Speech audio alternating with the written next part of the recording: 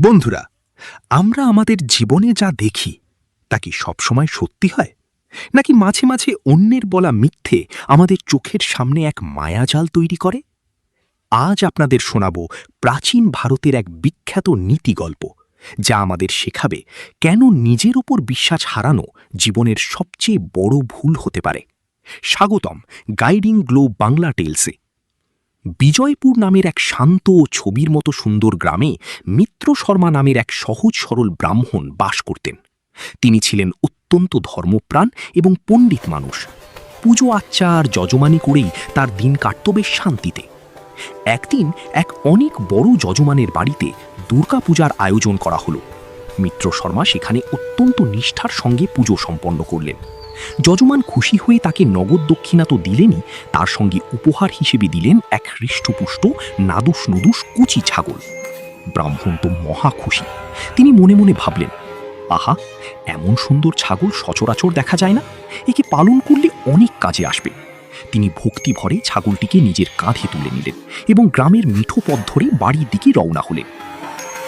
সূর্য তখন মাথার উপর কড়া তেজ ছড়াচ্ছে। ব্রাহ্মণ যখন বনের ধারের নির্জন রাস্তা দিয়ে যাচ্ছিলেন, তখন তিনি জানতেন না যে ঝোপের আড়ালে 3 জোড়া লোভী চোখ তার উপর নজর রাখছে। এই 3 জন ছিল গ্রামের কুখ্যাত ধূর্ত চোর। তারা অনেক দিন ধরেই ভালো কোনো শিকার খুঁজছিল। ব্রাহ্মণের কাঁধের হৃষ্টপুষ্ট ছাগলটি দেখে তাদের জিভে জল চলে এলো। চোরদের সর্দার ফিসফিস করে বলল, দেখ, এই ছাগলটা আজ আমাদের চাই। কিন্তু ব্রাহ্মণের কাছ থেকে ছিনিয়ে নেওয়া সম্ভব নয়, কারণ লোকটা সহজ সরল হলেও শরীরের জোর আছে। আমাদের বুদ্ধির প্যাচে ফেলতে হবে। তারা গাছের নিচে দাঁড়িয়ে এক অদ্ভুত মাস্টার প্ল্যান তৈরি করলো। তারা ঠিক করলো ব্রাহ্মণের মনে এমন এক ভ্রম তৈরি করবে যাতে তিনি নিজেই ছাগলটিকে ফেলে পালান। ব্রাহ্মণ নিজের মনে গুনগুন করে মন্ত্র পড়তে পড়তে হাঁটছিলেন। ঠিক তখনই পরিকল্পনা মাফিক প্রথম চোরটি রাস্তা দিয়ে উল্টো দিক থেকে হেঁটে আসতে লাগলো। ব্রাহ্মণের কাছে এসেই সে হঠাৎ করে থমকে দাঁড়ালো এবং খুব অবাক হওয়ার ভান করে কপালে হাত ঠেকিয়ে বলল, নমস্কার ঠাকুর মশাই, কিন্তু এ কি, আপনি এত বড় একজন ব্রাহ্মণ হয়ে এই ভর দুপুরে একটা অসুচি নোংরা কুকুরকে কাঁধে নিয়ে কোথায় চলেছেন? ছি ছি, লোকে দেখলে কি বলবে? ব্রাহ্মণ তো রেগে আগুন হয়ে গেলেন। তিনি ধমক দিয়ে বললেন, তোর কি মাথা খারাপ হয়েছে রে হতভাগা? দেখছিস না এটা একটা আস্ত ছাগল? একে কি তোর কুকুর মনে হচ্ছে? চোরটি খুব বিনয়ের সঙ্গে হাত জোড় করে বলল, ঠাকুর মশাই, আপনি পণ্ডিত মানুষ, রাগ করবেন না। আমার চোখে যা পড়ল তাই বললাম। কুকুরের মতো একটা জন্তুকে আপনি ছাগল বলছেন?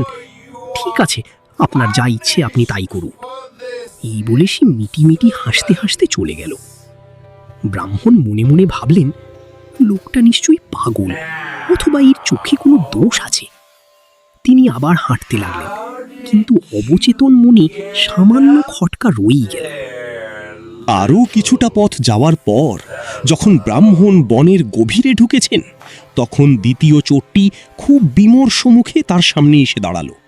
সে ব্রাহ্মণকে দেখে নাক সিটকে 2 পা পিছিয়ে গেল এবং চিৎকার করে বলল, আরে ঠাকুর মশাই, আপনি কি শেষমেশ জাত ধর্ম সব খোয়ালেন? একটা মোরা বাছুরকে কাঁধে নিয়ে যাচ্ছেন। গঙ্গা স্নান না করলে তো আপনার নিস্তার নেই। ব্রাহ্মণ এবার সত্যি থমকে দাঁড়ালেন। তার বুক ধরফর করতে লাগলো। তিনি নিজের কাঁধ থেকে ছাগলটার দিকে ভালো করে তাকালেন। না, ছাগলটা তো জ্যান্ত, সে নড়াচড়া করছে, ডাকছেও। তিনি এবার আর্তনাদ করে বললেন, আরে মূর্খ, তুই কি নেশা করেছিস? দেখছিস না এটা জ্যান্ত ছাগল? চোরটি করুণ মুখে মাথা নেড়ে বলল, ঠাকুর মশাই, পণ্ডিত মানুষ তো আমি নই, আপনি সব জানেন, তবে চোখে যা দেখছি তা অস্বীকার করি কি করে? একটা মরা জন্তুকে ছাগল বলে চালানোটা আপনার মতো মানুষের সাজে না।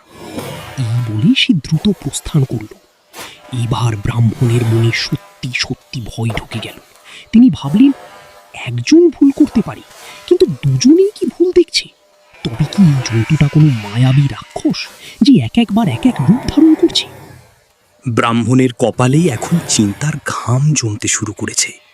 তিনি বারবার ছাগলটির গায়ে হাত দিয়ে দেখছিলেন।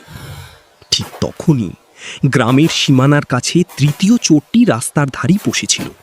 সে ব্রাহ্মণকে দেখে আকাশ থেকে পড়ার ভান করে চিৎকার করে উঠল, ও মা, এ কি কাণ্ড! মিত্র শর্মা মশাই, আপনি শেষমেশ একটা গাধার বাচ্চাকে কাঁধে তুলে নিলেন। আপনার কি লোকলজ্জার ভয়ও নেই? ব্যাস, এই কথাটা শোনা মাত্র ব্রাহ্মণের হিতাহিত জ্ঞান লুপ্ত হলো। তার হাত পা ঠক ঠক করে কাঁপতে লাগলো। তিনি ভাবলেন, তিনজন মানুষ তো আর একসাথে ভুল হতে পারে না। নির্ঘাত এটা কোনো বহুরূপী ভূত বা অপদেবতা, যে আমাকে পাগল বানিয়ে ফেলতে চায়। এক্ষুনি একে না ফেললেই আমার আর রক্ষা নেই। তিনি আর এক মুহূর্ত দেরি না করি কাঁধ থেকে ছাগলটিকে ধপাস করে মাটিতে ফেলে দিলেন এবং বাবা গো, মা গো বলে পিছনের দিকে না তাকিয়েই ঊর্ধ্বশ্বাসে দৌড় লাগালেন। ব্রাহ্মণ যখন ধুলো উড়িয়ে পালাচ্ছিলেন, তখন ঝোপের আড়াল থেকে তিন চোর বেরিয়ে এলো। তারা অট্ট হাসিতে ফেটে পড়ল এবং পরম আরামেই ছাগলটিকে নিয়ে নিজেদের আস্তানার দিকে রওনা দিল। বন্ধুরা, এই প্রাচীন গল্পটি আমাদের এক অতি মূল্যবান শিক্ষা দেয়। ব্রাহ্মণ শিক্ষিত ছিলেন, কিন্তু তার ছিল আত্মবিশ্বাসের প্রবল অভাব। তিনি নিজের চোখের দেখা ধ্রুব সত্যের চেয়ে তিন ধূর্তের সুকৌশলী মিথ্যে কথাকে বেশি গুরুত্ব দিয়েছিলেন। আমাদের চারপাশেও এমন অনেক ঠগ বা কুচক্রী মানুষ থাকে, যারা আপনার সাফল্যে ঈর্ষান্বিত হয়ে আপনাকে বিভ্রান্ত করবে, আপনার আত্মবিশ্বাস ভেঙে দেওয়ার চেষ্টা করবে। কিন্তু মনে রাখবেন, অন্যের কথায় কান দেওয়ার আগে নিজের বিচার বুদ্ধি আর বিবেক দিয়ে সত্যকে যাচাই করা জরুরি। আত্মবিশ্বাসহীন মানুষ শিক্ষিত হলেও সে আসলে মূর্খদের মতোই পরাজিত হয়। আজকের এই কাহিনীটি আপনাদের কেমন লাগলো? আপনারা কি কখনো এমন পরিস্থিতির শিকার হয়েছেন? কমেন্ট করে আমাদের জানান। গল্পটি ভালো লাগলে লাইক দিন এবং এমন সব শিক্ষণীয় রূপকথার জন্য এখনই সাবস্ক্রাইব করুন গাইডিং গ্লো বাংলা টেলস। দেখা হবে পরের ভিডিওতে। ভালো থাকবেন। ধন্যবাদ।